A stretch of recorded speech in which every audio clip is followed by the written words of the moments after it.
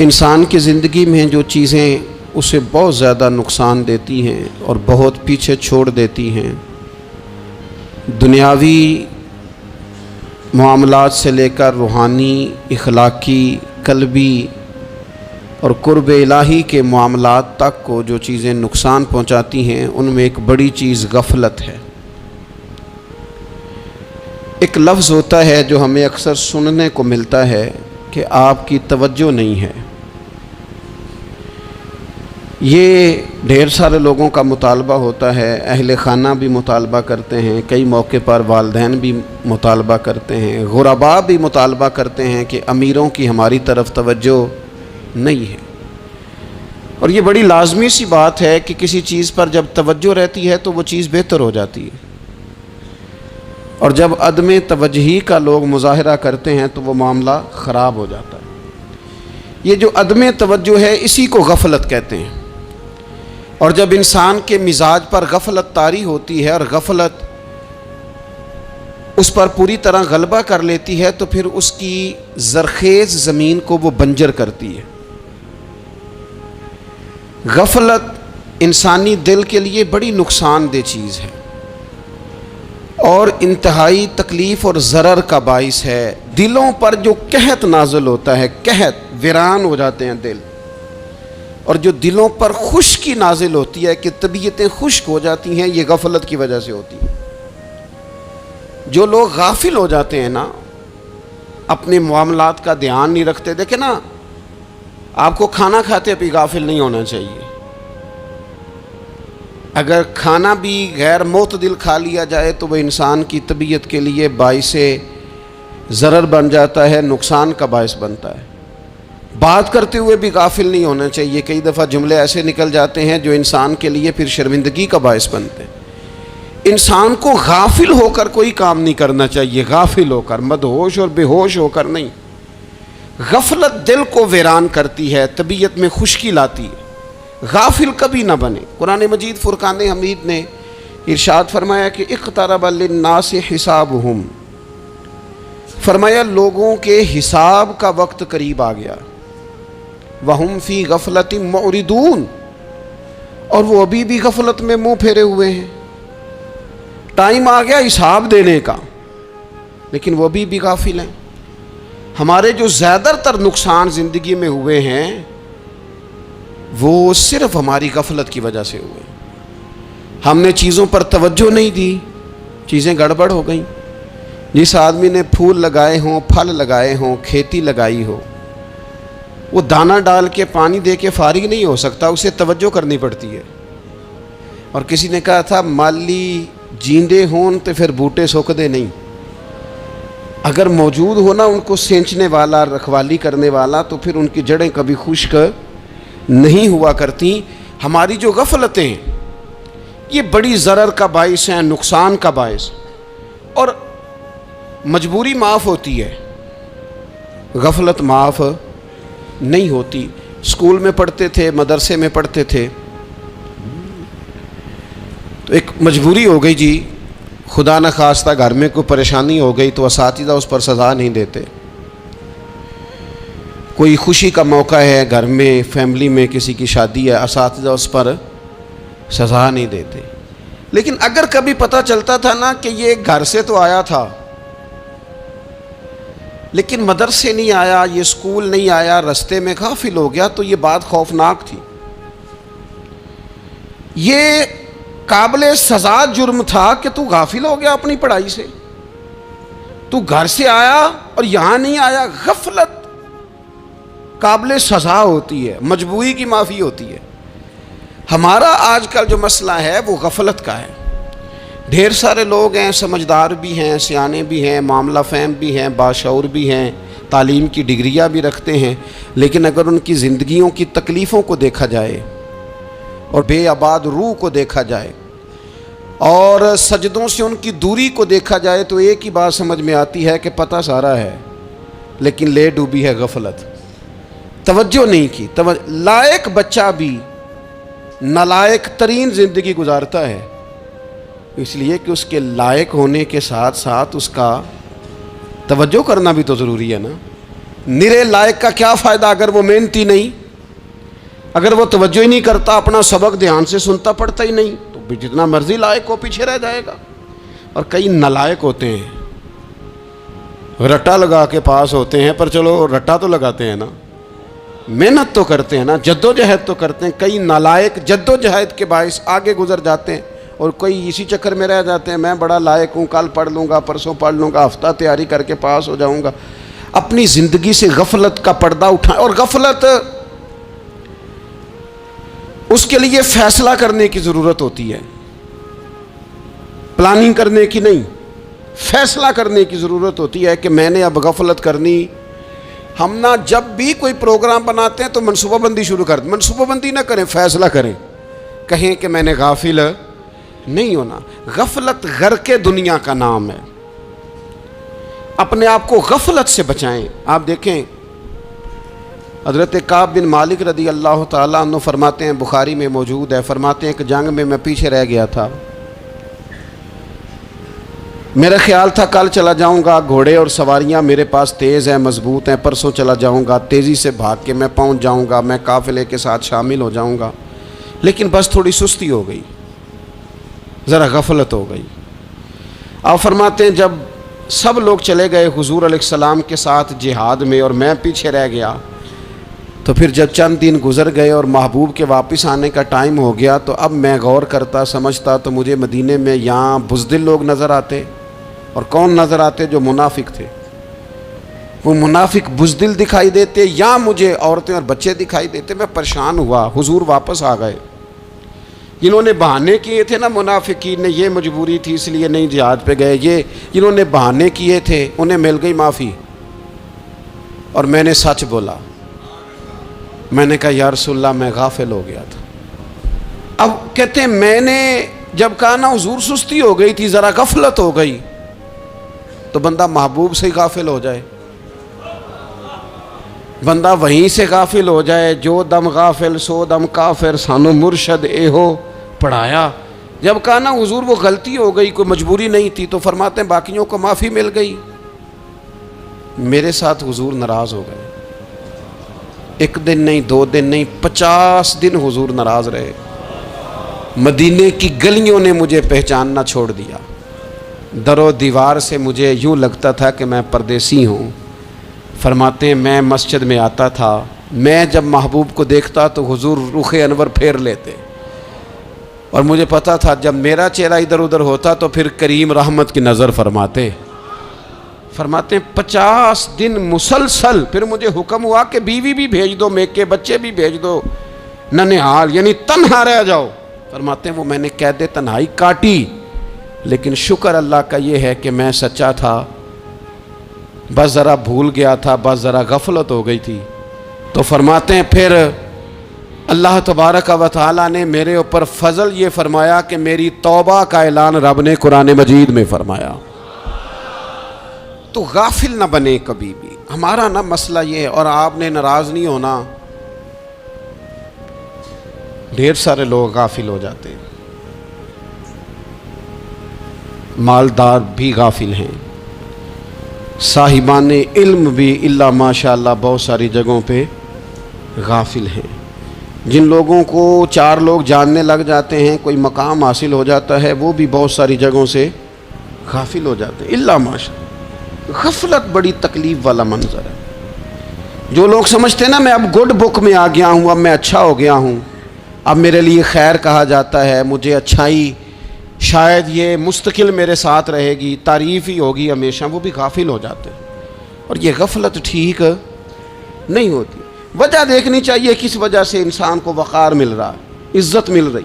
अपनी ज़िंदगी से गफलत को उतार फेंकें।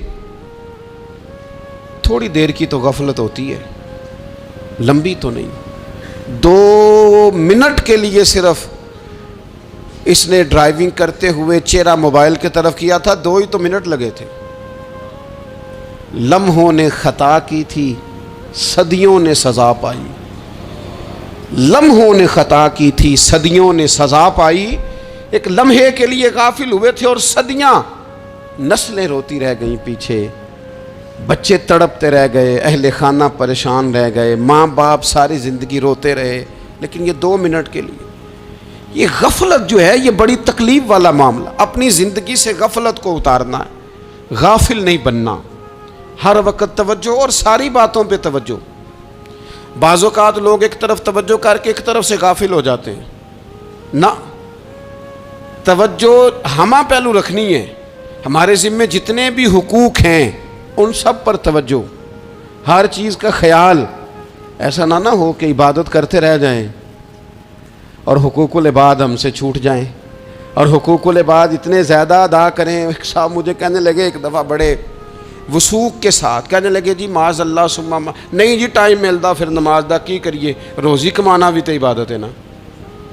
تو میں نے کہا آپ نے عبادت کرنا ایک حصہ قبول کیا ہے، آپ نے کل عبادت نہیں قبول کی. عبادت کل ہے، ہمہ پہلو. ایک حصہ آپ قبول کر کے نکل گئے اور باقی آپ نے چھوڑ دی. تو کسی ایک طرف سے بھی غافل نہیں ہونا. جتنی ذمہ داریاں ہیں، جتنی ڈیوٹیاں ہیں، ان سب کا خیال. اور جو بڑا آدمی ہوتا ہے، بڑا گھر میں بڑا ہو، قبیلے میں بڑا ہو، علاقے میں بڑا ہو، ادارے میں بڑا ہو، کلاس میں بڑا ہو، جو بڑا ہے اس کی تو ساری آنکھیں کھلی ہوئی ہونی چاہیے. ایک ایک پر اس کی نظر ہونی چاہیے کہ میری کہاں ضرورت ہے، کہاں مجھے اشک شوئی کرنی ہے، کس کے ساتھ میں نے کس طرح محبت کا رویہ رکھنا ہے. غافل نہ بنے. اچھا جی اب کیسے پتہ چلے گا کہ ہم غافل ہیں؟ یہ کیسے پتہ چلے گا؟ آپ کسی بندے سے بھی پوچھ لیں حالات کیا ہیں تو کہتا ہے اللہ کا شکر ہے کبھی کسی کا دل نہیں دکھایا، اللہ کا شکر ہے جی زمانہ ہو گیا 5 نمازیں پڑھتا، اللہ کا شکر ہے جی. کیسے پتہ چلے گا غافل ہیں؟ پہلی علامت ہمارے علماء اور صوفیاء نے غافل بندے کی لکھی ہے. اس آئینے میں نے اور آپ نے اپنا آپ دیکھنا ہے. غافل بندے کی پہلی علامت یہ ہوتی ہے کہ وہ دنیاوی کاموں میں چست ہوتا ہے اور اللہ اور اس کے رسول کی فرما برداری میں سست ہوتا ہے. یعنی نماز کے وقت تو اسے نیند ستاتی ہے، پریشانی ہوتی ہے، لیکن اگر کسی جگہ مال مل رہا ہو، پیسے مل رہے ہوں، وہاں جانا ہو تو پھر اسے کوئی چیز بھی تنگ نہیں کر. دنیاوی کاموں میں چست ہوگا، یعنی ٹی وی کے آگے، موبائل کے آگے وہ گھنٹوں بیٹھا ہوا ہے. اور اگر اسے 25 منٹ قرآن پاک سننا پڑ جائے، اگر اسے 20 منٹ دینی محفل میں بیٹھنا پڑ جائے، اگر اسے کہا جائے کہ تو 20 رکعت نماز نفل ادا کر، دنیاوی کاموں میں چست ہے، دینی کاموں میں، یہ غفلت کی پہلی علامت. پھر ذاتی معاملات پہ پیسہ خرچ کرنا ہو تو ڈھیر سارا ہے، کسی غریب کی مدد کرنی ہو تو. وہ ہمارے ایک دوست ہیں، وہ اکثر کہا کرتے ہیں، وہ کہتے ہیں آج کل کسی سے کہنا فلائی کام میں، دینی کام میں، کسی کی مدد میں کچھ 4 پیسے خرچ کرنے ہیں تو لوگ کہتے ہیں ہاتھ تنگ ہے. ہاں کوئی سستا پلاٹ ملتا ہو نا، اور اگر یہ سمجھ آ جائے کہ وہ مجبور ہے بیچارہ بیچنے والا، تو پھر کہتے ہیں میں 2-3 دوستوں کو پھاڑ لے سن. ذاتی کاموں میں جب بندہ چست ہو اور دینی کاموں میں سست ہو تو مطلب یہ ہے کہ بندہ غافل ہے. پہلی علامت غفلت کی. اور غفلت کی دوسری نشانی یہ ہے کہ انسان گناہ کے کاموں کو معمولی سمجھنے لگ جاتا ہے. یہ غافل بندے کی نشانی ہے. گناہ کو معمولی سمجھتا ہے، چھوٹا سمجھتا ہے. آج کل لوگ کہتے نہیں میں کو اکیلا کر رہا ہوں، ساری دنیا ہی کرتی ہے. اور جناب کیا ہو گیا، اگر یہ غلطی ہو گئی تو بندے سے ہو ہی جاتا ہے. گناہ کو معمولی سمجھنا، چھوٹا سمجھنا اور کہنا پھر کیا ہو گیا ہے، انسان سے غلطی ہو جاتی ہے. آپ دیکھ لیں کہ سینکڑوں بیسیوں گناہوں کا بوجھ ہمارے سروں پہ ہوتا ہے، لیکن کوئی ہمارا دبدبہ ہے، کوئی ہماری گفتگو ہے، کوئی ہمارے جملوں میں خود پسندی ہے، کوئی ریاکاری ہے، کوئی تصنع ہے. یہ غافل بندے کی علامت ہے. نبی اکرم صلی اللہ تعالی علیہ وآلہ وسلم نے فرمایا مومن اپنے گناہوں کو پہاڑ کی طرح سمجھتا ہے. یہ بخاری میں حدیث ہے. مومن پہاڑ کی طرح جانتا ہے اور وہ ڈرتا ہے کہ کہیں وہ پہاڑ اس کے اوپر گر نہ جائے، یعنی کہیں مجھے میرے گناہ کی سزا نہ مل جائے. چھوٹے گناہ کو بھی پہاڑ جانتا ہے، یار مجھ سے غلطی ہو گئی، مجھے ٹھیک کر لینی چاہیے، مجھے معافی لے لینی چاہیے، مجھے توبہ کر لینی چاہیے. مومن اپنے اوپر گناہ کو پہاڑ کی جانب سمجھتا ہے. اور حضور علیہ الصلوۃ والسلام فرماتے ہیں کہ یہ جو فاسق اور فاجر ہوتا ہے نا، اللہ کا نافرمان، یہ گناہ کو مکھی کی طرح سمجھتا ہے. یہ سمجھتا ہے میں نے اشارہ کرنا ہے مکھی نے اڑ جانا ہے. مومن کی علامت یہ ہے کہ وہ پہاڑ جانتا ہے اگر غلطی ہو جائے تو پہاڑ. امام اعظم ابو حنیفہ رحمۃ اللہ علیہ گزر رہے تھے تو بارش ہو گئی تھی اور کوفہ میں کیچڑ تھا. تو آپ نے جو جوتے پہنے ہوئے تھے ان جوتوں سے چلتے ہوئے نا آپ کے پاؤں سے کچھ مٹی اڑی. تو سامنے ایک یہودی تھا, اب اس زمانے میں دیواریں کچی ہوتی تھیں, اس کے دیوار پر جا کے وہ مٹی جو تھی وہ لگ گئی.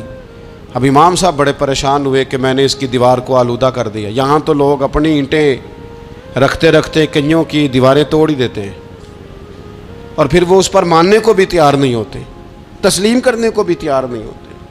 وہ کہتے ہیں پھر کیا ہو گیا, اب ہمارا یہاں گھر ہے تو ہم نے ٹرالی منگوانی نہیں تھی, ہمارا حق بنتا تھا.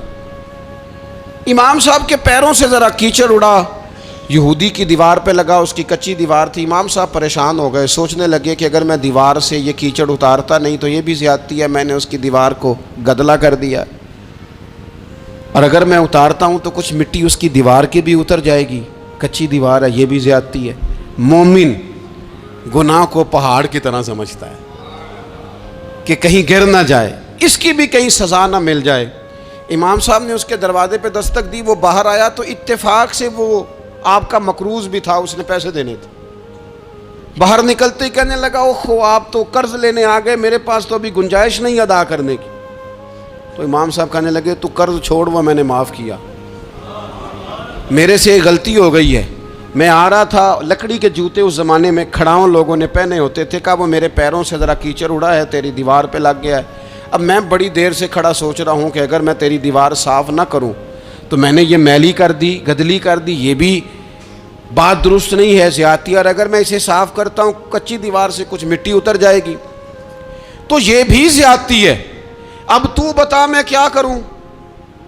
تو بے موسمہ پھل تھا نا یہ, تو بے موسمہ پھل دیکھ کے بندہ حیران ہو جاتا ہے. جو باتیں روٹین میں نہ ہو رہی ہوں وہ ذرا انوکھی لگتی ہیں, بندہ حیران ہو گیا. غور سے امام صاحب کا چہرہ دیکھنے لگا, غور سے چہرہ دیکھنے لگا. اور پھر تھوڑی دیر سوچنے کے بعد کہنے لگا حضور پہلے میں نے دین اسلام کے بارے میں پڑھا اور سنا تھا, آج میں نے دین دیکھا ہے. پہلے میں نے سنا تھا کہ دین اسلام اس طرح کا ہے, آج میں نے دین. ہم نہ پوری دنیا کے کافروں کو دین سنانا چاہتے ہیں, دکھانا نہیں چاہتے. ہم نیک نظر آنا چاہتے ہیں, نیک بننا نہیں چاہتے. ہم نیک نظر آنا چاہتے. نتیجہ کیا نکلتا ہے کہ کچھ عرصے کے بعد پتہ چل جاتا ہے بندہ کس لیول کا نیک ہے, کیا معیار ہے اس کی نیکیوں کا. کہنے لگا حضور پہلے میں نے دین سنا تھا, آج دیکھا ہے. آپ وہ مٹی کی دیوار پر جو کیچڑ لگ گیا ہے, دیوار کو بعد میں صاف کیجئے گا, پہلے کلمہ پڑھائیں تاکہ میرے اندر کا کفر صاف ہو جائے, اب مجھے مسلمان کر دیں. تو غافل آدمی جو ہوتا ہے نا وہ پھر تیسری بات, جب بندہ بہت زیادہ غافل ہو جاتا ہے پھر اعلانیہ گناہ کرنے لگتا ہے. ایک گناہ پھر اس کا اظہار گناہ. ایک بندہ حدیث پاک میں آتا ہے, ایک بندہ رات کو کوئی غلطی کرتا ہے, اللہ تعالیٰ اس پہ پردہ ڈال دیتا ہے, لیکن وہ سویرے خود لوگوں کو بتاتا پھرتا ہے میں نے یہ کیا, میں نے یہ کیا. جب آپ اظہار گناہ کرتے ہیں نا تو سامنے والا بھی دلیر ہوتا ہے, کہتا ہے اس نے کیا میں کر لوں گا تو پھر کیا ہوا. ہمارے علماء نے لکھا ہے کسی کی نماز قضا ہو جائے تو کسی کو بتائے نہ,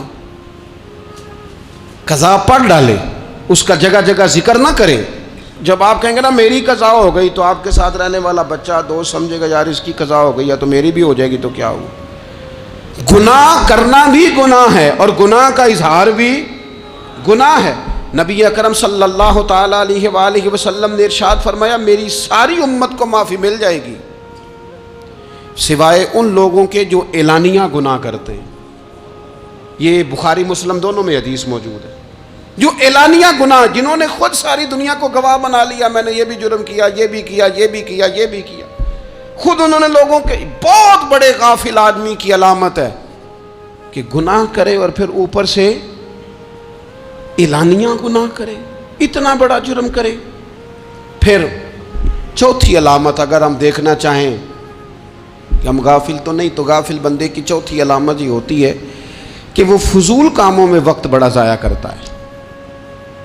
فضولیات میں ادھر بیٹھے ہیں ادھر بیٹھے ہیں, یہاں گپ شپ ہو رہی ہے, وہاں موبائل دیکھا جا رہا ہے, پھر کچھ ٹائم ملا ہے تو پھر کہیں دور دراز کسی ہوٹل پہ کھانا کھانے چلے گئے, پھر کچھ ٹائم ملا تو چلو نکلتے ہیں ذرا کوئی ہفتہ سیر کر آتے ہیں, یہاں گپ شپ ہے, فلاں کو ڈسکس کر لیتے ہیں, فلاں کے بارے میں بات کر لیتے ہیں, سیاسی تبصرے کر لیتے ہیں, یہ تھوڑی گفتگو ہو جاتی, چلے محلے داروں پہ تبصرہ شروع کرتے ہیں, کون روٹی زیادہ کھا رہا ہے اور کس کے پاس پیسے زیادہ آ گئے, چلو جا کے پتہ کرتے ہیں. حالانکہ یہ پتہ نہیں کرنا چاہیے تھا, پتہ تو اس کا کرنا چاہیے تھا جو بیچارہ کل سے بھوکا ہے.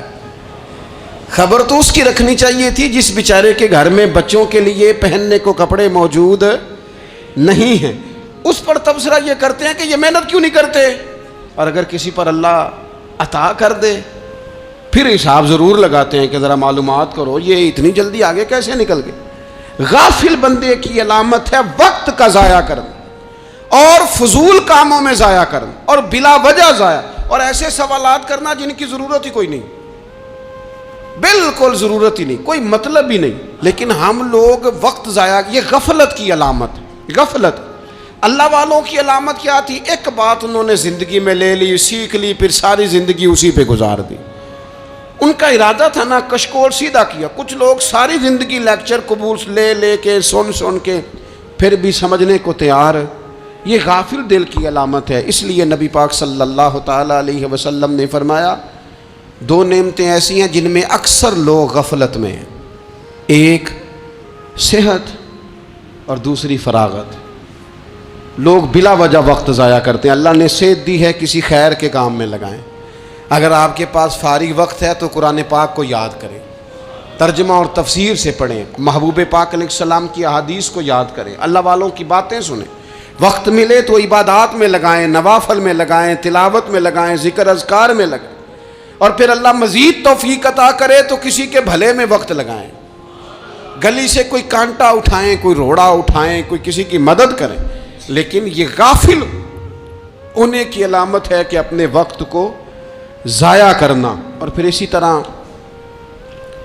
غفلت کی پانچویں علامت یہ ہے کہ اگر بندے کو دنیا سے پورا پیار ہو جائے, یعنی شب قدر میں بھی آ کے کہتا ہے یا اللہ کبھی پیسے دے دینا, شب برات والے دن بھی کہتا ہے کہ مالک اگر کبھی کوئی ایسا سبب لگ جائے نا, یعنی بیت اللہ شریف کے سامنے کھڑے ہو کے بھی اگر اس نے مال ہی مانگنا ہے وہاں بھی اس نے یہی سوال کرنا ہے, حب دنیا اتنی غالب آ جائے.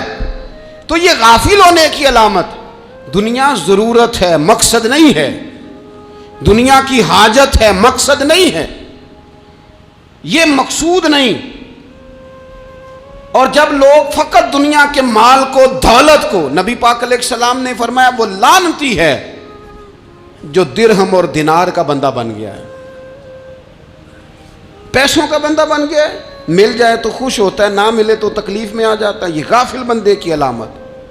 مومن تو وہ ہوتا ہے کہ دولت رزق حلال ضرور کماتا ہے تاکہ کسی کے آگے ہاتھ نہ پھیلانا پڑے, کوشش ضرور کرتا ہے, پر دنیا کو جیب میں جگہ دیتا ہے, دل میں نہیں دیتا. اس کی جگہ جہاں ہے اسے وہاں رکھتا ہے, اسے دل میں جگہ. دل تو ایک ہے, اس میں رب رسول کو بسائیں گے یا کسی اور کو بسائیں گے. تو حب دنیا یہ غافل ہونے کی بہت بڑی علامت ہے. پھر اسی طرح جو بندہ رب کریم کو جانتا نہیں نا وہ بھی غافل ہو جاتا ہے. ایک تو جو یہ نہیں نہ جانتا کہ رب کریم سزا دے گا, مجھے دیکھ رہا ہے, اسے نہ اونگ آتی ہے نہ نیند آتی ہے, جو اس کی معرفت نہیں رکھتا کہ میرا رب ہر وقت مجھے دیکھ رہا ہے, وہ بھی غافل ہو جاتا ہے. جسے پتہ ہونا کہ مجھے دیکھ رہا ہے وہ غافل نہیں ہوتا. اور جو یہ سمجھ لیتا ہے نا کہ شاید معاذ اللہ ثم, اس یقین کو پکا نہیں کرتا, وہ غافل ہو جاتا ہے. اور ایک جو یہ نہیں نہ جانتا کہ رب مہربان کتنا ہے وہ بھی غافل ہو جاتا ہے. مجھے بتائیے سب سے زیادہ تو بندہ اس کے دروازے پہ جاتا ہے نا جو سب سے زیادہ مہربانی کرنے والا ہو, اس دروازے سے بندہ اٹھتا ہی نہیں. تو جس کو یہ یقین ہو جائے نا سب سے زیادہ کرم فرمانے والی ذات اللہ رسول کی ہے, وہ کبھی رب رسول سے غافل نہیں ہوتا. وہ کبھی اللہ رسول کا دروازہ چھوڑ کے نہیں جاتا، وہ کبھی کسی اور جگہ جا کے پناہ تلاش نہیں کرتا۔ جسے پتہ چل جائے نا وہ کریم کتنا ہے، مہربان کتنا ہے۔ ملا رومی رحمت اللہ علیہ فرماتے ہیں بہت بڑا مجرم تھا ایک بندہ، بہت بڑا گناہگار تھا، بت کو پوجتا تھا، تھک گیا، ساری رات بت کے سامنے کھڑا تھا، معاذ اللہ یا صنم یا صنم یا صنم کہتے، تھک گیا، نیند آ گئی، اونگ آ گئی۔ جب پوری طرح نیند آ گئی اور دماغ پہ نیند قبضہ کرنے لگی تو اس کے منہ سے نکل گیا، صنم صنم کہہ رہا تھا نا، نکل گیا یا صمد، او بے نیاز مالک۔ رب کریم نے فرشتوں سے فرمایا دوڑ کے جاؤ، جو کہتا ہے اسے دے دو۔ فرشتے کہنے لگے مالک تو بت کو پکار رہا تھا، اس نے تو غلطی سے نام لیا ہے۔ فرمایا مجھے نہیں پتا، لیکن دیکھو نا اس نے مجھے پکارا تو ہے نا، کتنی دیر سے جھوٹے کو پکار رہا تھا، اس کا معاملہ حل نہیں ہوا۔ اب اگر سچے کو پکارنے پہ بھی حل نہ ہوا تو فرق کیا رہ جائے گا؟ دے دو جو مانگتا ہے، دے دو۔